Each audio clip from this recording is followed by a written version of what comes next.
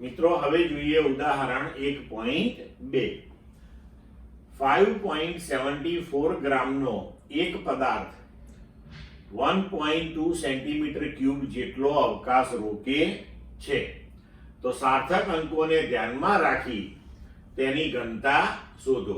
હવે અહીં આપણને દળ અને કદ આપેલું છે તો હવે આપણે ઘનતા શોધીએ।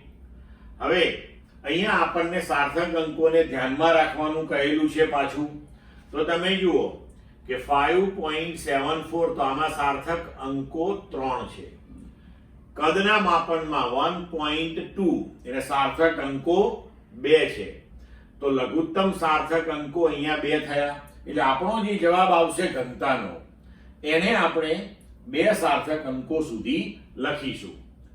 હવે ગણતરી કરીએ તો કે ઘનતા બરાબર દળ ભાગ્યા કદ તો 5.74 upon 1.2 ગ્રામ પર સેન્ટીમીટર ક્યુબ।